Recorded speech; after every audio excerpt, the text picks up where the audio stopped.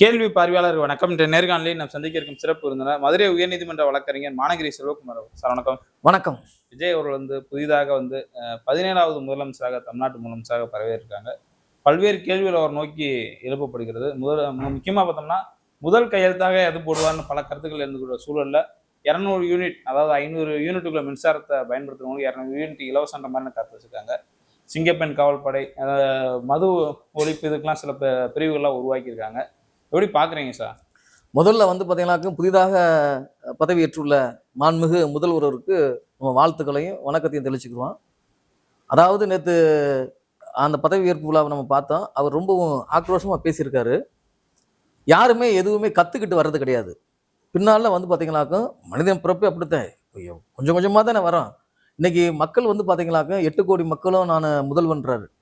இல்லை, அது வரவேற்கத்தக்கது தான். ஆனால் இவ்வளவு ஆக்ரோஷம் தேவை கிடையாது. நிறைய வேலைகள் அவருக்கு இருக்கு, தெரிஞ்சுதான் வாக்களிச்சிருக்காங்க. இப்போ ஒரு மாற்றத்திற்காகத்தான் அவர் முதல்வராக வந்திருக்காரு. அந்த இடத்துல கஜானா காலி தொடச்சிட்டு போயிருக்காங்கன்னு சொல்ல வேண்டிய அவசியமே இல்லை. ஒவ்வொரு கட்சிகளும் இதே தான் சொல்லுவாங்க. இப்போ திராவிட கட்சிகள் பார்த்தீங்கன்னாக்க அதே தான் சொல்லுவாங்க. இவர் ஒரு மாற்றத்தை நோக்கி வர்றவர். நேற்று பார்த்தீங்கன்னாக்க நான் கொடுத்த வாக்குறுதிகளை இத்தனை நாளுக்குள்ள நான் இந்த மக்களுக்கு நம்பிக்கை நடப்பேன்றதெல்லாம் சொல்லவே கிடையாது. அவர் என்ன செய்வாரு, நீங்க கால அவகாசம் கொடுங்க, எனக்கு அவகாசம் கொடுங்க, ஒத்துழைங்கன்றாரு. எனக்கு அதுவே ஒரு ஏமாற்றமாக தான் தெரியுது.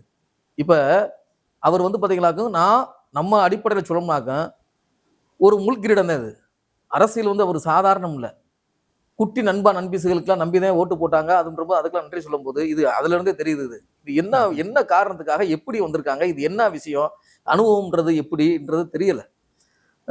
நம்ம அதனாலதான் பார்த்தீங்கன்னாக்கா கடுமையாக நம்ம விஜயெல்லாம் எதிர்த்தோம். ஆரம்ப காலகட்டங்களில் அவரோட நடவடிக்கை, அந்த கூடுற கூட்டங்கள் பார்த்தீங்கன்னா எல்லாமே ஒரு சித்தாந்தத்தை கொலை செய்யற அளவுக்கு தான் இது நடந்திருக்குன்றது மாற்றுக்கிறது கிடையாது. அதுக்காக நம்ம திமுக அதிமுக பார்த்தீங்கன்னாக்க நியாயப்படுத்தியோ அவர்கள்லாம் புனிதர்கள் மாதிரி பேச வரல.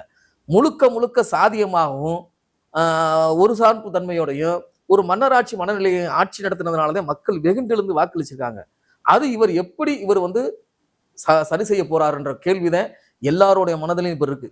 ஏன் அவருக்கு வாக்களிச்சவங்க மனதிலையும் இருக்கு. இந்த 5 நாட்கள் நடந்த ஒரு சதுரங்க ஆட்டம் நடந்துச்சு பார்த்தீங்களா, நீயா நானா நீயா நான்ற போது இப்ப இது கடையில நடக்கக்கூடிய ஆட்டங்கள்ல இவருக்கு மிகப்பெரிய ஒரு இக்கட்டான ஒரு சூழலை உருவாக்கும்.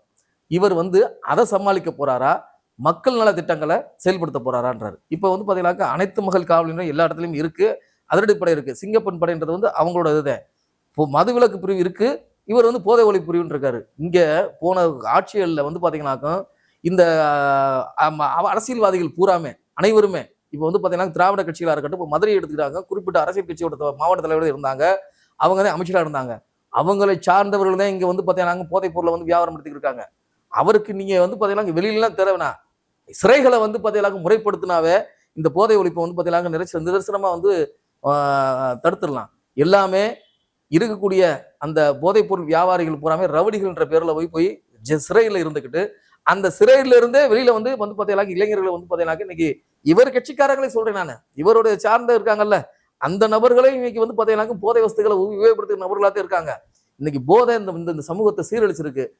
திராவிட முன்னேற்ற கழகம் தோல்வி அடைஞ்சதுக்கு அது ஒரு முக்கிய காரணம், அது மறுப்பதற்கு இல்லவே இல்லை. இப்ப இந்த காலகட்டத்துல அவரு ஒரு இக்கட்டான சூழல்ல ஒரு பெரும்பான்மை மக்கள் வாக்களிச்சு 1,70,70,00,000 பேர் வாக்களிச்சு வந்திருக்காங்கன்ற போது அவருடைய திட்டத்தையும் அவரோட திட்டத்தை செயல்படுத்தும் விதத்தையும் பேசணுமே தவிர அதை தவிர்த்து அடுத்தவங்களை பேச வேண்டிய அவசியமே கிடையாது. கஜானா காலின்னு சொல்ல வேண்டிய அவசியமே இல்லை. எப்பயுமே அப்படித்தான் இருக்கும். எப்பொழுதுமே பாத்தீங்கன்னா யாரு ஒரு பெருந்தொகை வச்சு போகல, மக்கள் திட்டங்கள் இலவசங்களை அள்ளி தெளிச்சுட்டாங்க. அது எப்படி சாத்தியம் இல்லை. என்கிட்ட என்னை பொறுத்த மட்டும் என்ன தனிப்பட்ட கருத்துனாக்க இலவசங்களை முழுக்க ஒழிக்கணும். இந்த இளைஞர்களுக்கு கல்வி சித்தாந்த ரீதியாக அவங்கள செயல்படுத்தக்கூடிய திட்டங்களை அறிவிக்கணும். இப்ப இலவசத்தை ஒழிச்சா எப்படி அவங்க அடுத்த கொண்டு போறது மக்களுக்கு? அப்ப உங்களுக்கு மாற்றம் தேவை கிடையாதுல்ல. இப்ப ஒருத்தருக்கு மாற்றுன்ற போது இலவசம் சொல்லித்தானே இந்த மக்களை பாத்தீங்கன்னாக்க ஒரு புத்தி மழுங்க செஞ்சிருக்காங்க. இன்னைக்கு அது அவசியம் இல்லைன்னு நான் சொல்ல வரேன். இப்போ இன்னைக்கு பாத்தீங்கன்னாக்க போக்குவரத்து கழகத்துல பாத்தீங்கன்னாக்க இன்னைக்கு மகளிருக்கு இலவசம்லாம் அவசியம் தான். அதை விடுத்துட்டு அதை நவீன முறையில பயன்படுத்தலாம், ஒரு எளிதாக்கலாம். அன்னைக்கு பாத்தீங்கன்னா இந்தியாவிலேயே போக்குவரத்து மாநில போக்குவரத்து அதாவது சரியான முறையில் நடைமுறைப்படுத்தக்கூடிய ஒரு மாநிலமாக்க அது தமிழ்நாடு தான். நான் வட மாவட்டங்களுக்கு பல முறை பயணம் செஞ்சது அடிப்படையில் சொல்றேன். அந்த விஷயத்துல அதை சரிப்படுத்துறத விட்டுட்டு இப்ப இன்னமும் அவர் வாக்குறுதிகளை நிறைவேற்றுறதுக்கு உண்டான விஷயங்களை வந்து செயல்படுத்தணும். அதை எதிர்க்கட்சிகள் பூராமே. அதனாலதான் திமுக தெளிவா நீங்க 6 மாசம் நாங்க அவகாசம் கொடுக்குறோம். இவர் சொன்ன அந்த 2500 மகளிர் உதவித்தொகை, முதியோருக்கு 3000, பட்டதாரி இளைஞர்களுக்கு 4000, இப்படி நிறைய அதெல்லாம் விரும்பித்தானே வந்தா செஞ்சிருவாரு, அவருடைய படத்துல இருந்து எடுத்து கொடுத்துருவான்ற நோக்கத்துலதான் அவங்க வந்து பாத்தீங்கன்னா வாக்கு வச்சிருக்காங்க. அதை செய்யணும். இப்ப நம்ம அதை விட ஒரு முக்கியமான ஒரு எதிர்பார்ப்பு என்னன்னாக்க, இவர் அம்பேத்கரை கொள்கை தலைவராக ஏற்றிருக்காரு. அம்பேத்கரை கொள்கை தலைவராக ஏற்றிருக்கும் போது அந்த மக்களால் கவர்ந்திழுக்கப்பட்டிருக்காரு. அது திரைக்கவர்ச்சியோ ஏதோ ஒரு விஷயம். விசிகா வந்து பாத்தீங்கன்னாக்க இன்னைக்கு வந்து அவசரப்பட்டு போய் சேர்ந்துச்சோ, திட்டமிட்டு போய் சேர்ந்து, இன்னைக்கு முழுக்க முழுக்க அவர் விசிகாவோட ஆதரவு வாக்குகளை பெற்றுத்தே வந்து அரியணையில் இருக்காரு. எங்களை பொறுத்த வரைக்கும் நம்ம தெற்கே இருக்கோம், வட மாவட்டங்களில் வந்து பாத்தீங்கன்னாக்கா இன்னைக்கு சென்னையில வந்து 2 தொகுதியிலே வந்து திமுக ஜெயிச்சிருக்கு. சென்னை, திருவள்ளூர், காஞ்சிபுரம், செங்கல்பட்டு, ஒரு தொகுதி கூட வேலூர், ஒரு தொகுதி கூட வந்து பாத்தீங்கன்னா திமுக ஜெயிக்கல. அப்ப அந்த பகுதி பூராமே தமிழக வெற்றி கழகம் இவர் சார்ந்த கட்சி ஜெயிச்சிருக்காங்க. இப்ப அந்த என்ன ஒரு அச்சம்னாக்க, இவர் ஒரு விஷயத்தை ஒரு இதுல வந்து பாராட்டலாம், நான் ஒற்றை அதிகார மையமா இருப்போம், அதன் செயல்முறைப்படுத்தினாவே போதுமானது. இவர் அனுபவம், அதாவது எல்லாருமே நம்ம அனுபவத்தோட வர்றது கிடையாதுன்னு நான் ஏற்கனவே சொன்னேன். என்ன ஒண்ணுனாக்க, இவர் அந்த அனுபவமின்மை அந்த விஷயங்கள் திரைத்துறையில் வந்திருக்கும் போது இவர் அதிகாரிகளை சார்ந்து அரசியல் நடத்தினா அதுவுமே அவர் ஆபத்து. அந்த ஜெயலலிதா கால அரசியலை கொண்டு போய் விட்டுரும். அதிகாரிகளை சார்ந்து அதிகாரிகள் ஆட்சி நடத்துறதா இருந்தாவே அப்படித்தே வந்து பாத்தீங்கன்னாக்கா எடப்பாடி கூட வந்து பாத்தீங்கன்னாக்கா அந்த கிரிஜா வைத்தியநாதன் அவங்கதான் ஒரு ஆட்சி நடத்தினாங்க. அதனாலதான் இந்த நம்மளோட உரிமைகள் பூராமே பறிபோச்சு. இன்னைக்கு ஜெயலலிதா வந்து பாத்தீங்கன்னாக்கா அவர் ஒரு தனிப்பட்ட ஒரு ஆளுமையா இருந்தாரு. அதாவது எப்படின்னாக்கா, அவரை பத்தி 1000 விமர்சனங்கள் இருந்தாலும் இறந்து போயிட்டாரு. ஒரு ஆளுமையோட இருந்தாரு. மத்திய அரசோட எந்த ஒரு திட்டங்களையும் உள்ள அனுமதிக்கல. அதேதான் திமுக செஞ்சுச்சு. ஆனா எடப்பாடி பழனிசாமி வந்ததுக்கு அப்புறம் அவர் அந்த விஜய் மாதிரி அந்த இந்த திட்டம் வந்து உதய் மின் திட்டம், மத்த திட்டங்கள் பூராமே ஒவ்வொன்றா வந்துருச்சு. இப்ப இதுக்கு எப்படி இவர் வந்து பார்த்தீங்கன்னா சமாளிக்க போறான்ற கேள்வியும் இருக்கு. நம்ம வந்து இப்ப இருக்கக்கூடிய நம்ம தமிழக முதல்வர் மாண்புமிகு விஜய் அவர்கள்ட்ட நம்ம எதிர்பார்க்கிறது என்னன்னாக்க, போன திராவிட அரசியல் பூராமே இந்த பட்டியலின மக்களை வஞ்சித்து உள்ளார்கள். அந்த பட்டியலின திட்டங்களை எதுவுமே திறம்பட செயல்படுத்தவே இல்லை. அதோட இந்த நிதிகளை பூராமே இந்த மக்களுக்காக ஒதுக்கப்பட்ட மத்திய அரசு நிதிகள் பூராமே அவங்களோட இலவச திட்டங்களுக்கு பயன்படுத்தியிருக்காங்கன்றது அப்பட்டமாக தெளிவுபடுத்தப்பட்டுள்ளது. இப்ப ஏற்கனவே திராவிட முன்னேற்ற கழகம், அண்ணா திராவிட முன்னேற்ற கழகக்கூடிய தேர்தல் அறிக்கைகளை பட்டியல் நலன் சார்ந்து எதுவுமே கிடையாது.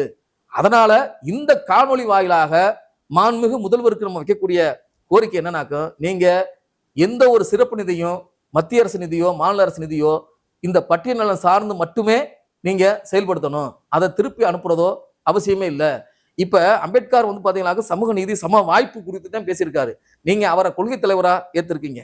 அதோட ஒரு மனிதன் வந்து இயல்பா வாழ அவங்களுக்கு உணவு, உடை, இருப்பிடம், இது அடிப்படை தேவைன்ற போது பொருளாதாரம் மிக முக்கியம். அதாவது கல்வி இருந்தா பணமும் அதிகாரம் தானால வரும். அதிகாரம் இருந்தா பணம் வரும், பணம் இருந்தா அதிகாரம் வரும் என்ற பட்சத்துல கல்வி இருந்தா 2 வரும். அப்ப இந்த மக்களுக்கு கல்வி சரியா பண்ணணும் அப்படின்றதுல வந்து பாத்தீங்கன்னா நீங்க கொள்கை தலைவராக கொண்டு வந்திருக்கீங்க.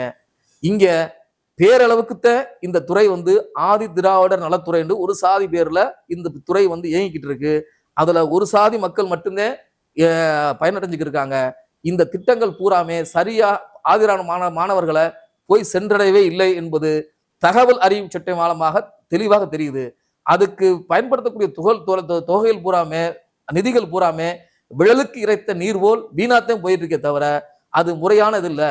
இந்த அடிப்படையில தான் நான் தனிப்பட்ட முறையில பல்வேறு வழக்குகளை நான் மாண்புமிகு உயர்நீதிமன்றத்துல தாக்கல் செஞ்சிருக்கேன். அதுல குறிப்பிட்டு சொல்ல போனோம்னாக்க, இந்த ஆதிராவிட நலத்துறை பள்ளிகள் பூராமே சரியான ஆசிரியர் இல்லாம, மாணவர் சேர்க்கை இல்லாம கட்டிடங்களாக மட்டுமே இருக்கு. அந்த கட்டிடங்களை பராமரிக்கிறதுக்காக 100 கோடி 110 கோடி என்று வீணாக செலவழிச்சிருக்காங்க. அதை தடுத்து நிறுத்தி நீங்க வந்து பாத்தீங்கன்னா எப்படி வந்து அதாவது இந்த பழங்குடியின நிலைத்துறையில உண்டு உறைவிட பள்ளிகளை நீங்க வந்து பாத்தீங்கன்னாக்க மலைவாழ் மக்களுக்காக, பழங்குடியினருக்காக அந்த பகுதியில் அமைச்சிருக்காங்க. நீங்க மத்திய அரசு திட்டமான சிரஷ்டா, அது இந்த தாழ்த்தப்பட்ட மக்களுக்கு, மாணவர்களுக்கு உயர்கல்வி நிறுவனங்களை, தரமிக்க உயர்கல்வி நிறுவனங்களை வந்து பாத்தீங்கன்னா இடமளிக்கிறதுக்கு ஒரு திட்டத்தை செயல்படுத்தி வராங்க. அது தமிழக மக்களுக்கு பெரிய அவேர்னஸ் இல்லாம இருக்கு. அது சம்பந்தமா வழக்கு போட்டிருக்கேன். இந்த சிரப்ஷா திட்டத்தை போல ஏன் தமிழக அரசு இந்த பட்டியல்நலத்துறை மூலம் இயங்கக்கூடிய பள்ளிகளை வந்து ஒருங்கிணைச்சு அது உண்டு உறைவிடை பள்ளிகளை மாற்றி அதுல வந்து பாத்தீங்கன்னாக்க இந்த நான் முதல்வன் திட்டம் சொன்னாங்களா அது மாதிரி இந்த மாணவர்களுக்கு 6 முதல் 12 வரை வந்து பாத்தீங்கன்னாக்க அனைத்து, அதாவது இப்ப இந்த இன்டகிரேட் பண்றாங்க பாருங்க, இப்ப தனியார் கல்லூரி கல்வி நிறுவனங்களுக்கு பூராமே இன்னைக்கு பூரா 11 பண்டுக்கு நீட் ஜேஇயோட கொடுக்குறாங்க. அதத்தை அப்படிப்பட்ட கல்வி நிறுவனங்களுக்கு ஸ்ரஷ்டா ஸ்கீம்ல வந்து மத்திய அரசு செயல்படுத்திட்டு இருக்கு. அது மாநில அரசு செயல்படணும்னு அதாவது மாண்புமிகு உயர்நீதிமன்றம் உத்தரவிட்டிருக்கு. அதை பரிசீலிக்கணும், அதை ஒண்ணு பரிசீலிக்கணும் முதல்ல வந்து அது போக இந்த அரசுகள் பூராமே திராவிட கட்சிகள் பூராமே இவங்களுக்கு வந்து பார்த்தீங்கன்னா இலவச வீட்டுமனை கொடுக்கறதா சொல்லி அநேகமா இருப்பிடத்தை தாண்டி பல்வேறு இடங்கள்ல இன்னைக்கு வெற்றி இடங்களா இருக்கு. அவங்களுக்கு ஏற்கனவே இந்திரா ஆவாஸ் யோஜனா என்ற திட்டத்தின் மூலமாக வீடு கட்டு திட்டம் இருந்தா கூட இப்ப நடைமுறைப்படுத்துது இல்ல. சென்ற ஆட்சியில வந்து கலைஞர் வீடு கட்டு திட்டம் சொல்லி இருந்து கொண்டு வந்தா கூட அதுல 3 லட்சம் ரூபாய் மட்டும்தான் நிதி கொடுத்துட்டு இருந்தாங்க. அந்த 3 லட்சம் ரூபாய் நிதியுமே கட்சிக்காரங்களுக்கு மட்டும்தான் கொடுத்தாங்க. வீடு கட்டுறவங்களுக்கு வந்து வீடு இருக்கிறவங்களுக்கு மட்டும்தான், அதாவது குடிசை விட மாட்டதற்காக தவிர இந்த பட்டியல் சமூகத்தை சேர்ந்த எவரையுமே உற்று நோக்கவே இல்லை. அதனால அவங்களுக்கு வீடு இல்லாத நிலை இருக்கு. அந்த இடங்கள் பூராமே காலியா இருக்கு. அந்த இடங்களை பூரா கணக்கெடுத்து சரியான வீடு இல்லாத பட்டியல் சமூக பயனாளிகளை தேர்ந்தெடுத்து அவர்களுக்கு வீடு கட்டி தரணும் சொல்லி நான் வந்து பாத்தீங்கன்னாக்க மாண்புமிகு சென்னை உயர்நீதிமன்றம் மதுரை கிளையை வழக்கு தாக்கல் செய்து அதுவும் நிலையில் இருக்கு. 2 அது 1. 3ஆவதாக அநேக திட்டங்கள் வந்து பாத்தீங்கன்னாக்க நிதி, அதாவது பொருளாதார ஊக்குவிப்பு திட்டம்ன்ற பேர்ல இவங்க வந்து பாத்தீங்கன்னாக்க மானியம் மட்டும்தான் கொடுத்துட்டு வராங்க. அதாவது முழு நிதியுமே தேசிய தாழ்த்தப்பட்டோர் நிதி ஆணையம் மூலமாக வழங்கப்பட்டு வந்தா கூட மதுரையை பொறுத்த வரைக்கும் பயனாளிகள் இல்லைன்ற தகவலும், மாநிலத்தை பொறுத்த வரைக்கும் 100க்கும் குறைவாகவே பயனாளிகள் தேர்ந்தெடுக்கப்பட்ட விஷயமும் இதுவரைக்கும் பட்டியல், அதாவது தகவல் உரிமை சட்ட வாரியாக வாங்கப்பட்டிருக்கு. இது சம்பந்தமாக நம்ம ஆராய்ச்சி பார்க்கும்போது கேரளா, பஞ்சாப், டெல்லி போன்ற மாகாணங்கள்ல அந்தந்த மாநிலங்களே ஒரு நிதி முனையத்தை உருவாக்கி இவங்களுக்கு முழு தொகையும் பொருளாதார திட்ட ஊக்குவிப்புக்கு வழங்கிட்டு இருக்காங்க. அதே போல அந்த நிதி முனையத்தையும் இந்த அரசு வந்து பாத்தீங்கன்னாக்க உருவாக்கி முழு தொகையுமே பட்டியலினம் சார்ந்த மக்களுக்கு பொருளாதார நிதி வழங்க உதவணும் இருக்கு. அது சம்பந்தமா வழக்கு போட்டு நிறுவனம் இருக்கு. இந்த விஷயங்களை பூராமே பட்டியலினம் சார்ந்து இது அவங்க மக்களுக்கு வந்து பாத்தீங்கன்னா எதுவுமே இலவசம் கிடையாது, அவங்க உரிமை.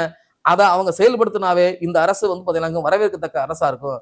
அதுபோக பொருளாதாரத்துல பின்தங்கி இருக்கக்கூடிய அனைத்து சமூக மக்களுக்காகவும் அவங்களுக்கு இலவசத்தை விடுத்து அவங்க தற்சார்பு வாழ்க்கையை துவங்குறதுக்கும் அவங்க தன்னிலை பெறுவதற்கும் இன்னைக்கு விவசாய வேலை பார்க்கறதுக்கு ஆளே வராத ஒரு சூழல் இருக்கும்போது இது சார்ந்துல இந்த அரசு கவனம் செலுத்தணும். அதை ஆக்ரோஷமா பேசுறது வேற, செயல்படுத்துறது வேற. மாண்புமிகு தமிழக முதல்வர் அவர்கள் பேச்சை விடுத்து காரியத்தில் இயங்கினாராக்க எல்லாரும் வரவேற்கலாம். அவர் நிரந்தர முதல்வராக இருக்கிறதுக்கு வாய்ப்பு மாற்றவே முடியாது. இல்ல அதுக்கான வாய்ப்புகள் இருக்காங்க சார். அதாவது நான் திரும்பவும் சொல்றேன், சொல்ல விட செயல் சிறந்தது. அதாவது செயல்னு சொல்றது, நம்ம சொல்றதை காட்டியும் நடைமுறைப்படுத்தணும். அந்த நடைமுறைக்கான அனுபவமும் ஆற்றல் இருந்தே உருவாகணும். எல்லாமே வந்து அனுபவம் என்பது வந்து பாத்தீங்கன்னா உடனே கிடைச்சிடாது, பட்டாத்தான் தெரியும். இப்ப இன்னைக்கு ஆட்சிக்கு வந்திருக்கான்ற போது அவருக்கு நம்ம ஒத்துழைச்சுட்டே ஆகணும். அவர் ஏதோ ஒரு நோக்கத்துக்காக வரும்போது அவருக்கு நோக்கம் உண்மையாக இருக்கும்போது அது மக்களால் கொண்டாடப்பட்டுருவாரு. எம்ஜிஆர் வந்து பாத்தீங்கன்னா எம்ஜிஆர் மாதிரி எம்ஜிஆரே சரியா செய்யலைன்னு நான் சொல்லுவேன். நான் அவரவே ஒரு திரைக்கவர்ச்சியா அவர் இருந்தாங்க. அதாவது நீங்க வந்து பாத்தீங்கன்னா ஒரு விஷயத்தை செய்யறதுக்கு இவங்க இன்னாருன்னு அவசியம் இல்லை. இது ஜனநாயக நாடு. அதனால இவரை வந்து நடிகர் என்று பார்க்க வேணாம். அவர் ஒரு தமிழர், நம்ம சக மனிதர், மக்களால் தேர்ந்தெடுக்கப்பட்ட முதல்வர். அந்த அடிப்படையில அவருக்கு நெருக்கடிகள் தருவதை விட்டுட்டு அவரை ஆட்சி செய்ய விடுறதே நல்லா இருக்கும். அந்த இதுல வந்து பாத்தீங்கன்னாக்க நம்ம என்ன கோரிக்கையில வைக்கிறோம், அவரோட சிந்தனை எப்படி இருக்கு, செயல்பாடுகள் எப்படி இருக்கும்போது அவர் வந்து பாத்தீங்கன்னாக்க அவர் அரசியல்ல வந்து ஒரு சிறந்த ஆளுமையா நிரூபிக்கப்படுவார். இல்லைனாக்க அவர் வந்து பாத்தீங்கன்னாக்க நோக்கங்கள் வேறாகவும் செயல்கள் வேற மாதிரி இருந்துச்சுனாக்க இதே அரசியல் இருந்து அவர் அப்புறப்படுத்த விட்டுவாரு. மாற்று கருத்தே கிடையாது. ஓகே சார், பொறுத்து வந்து பாப்பா எப்படி செயல்படுறாங்க. நன்றி. நன்றிங்க.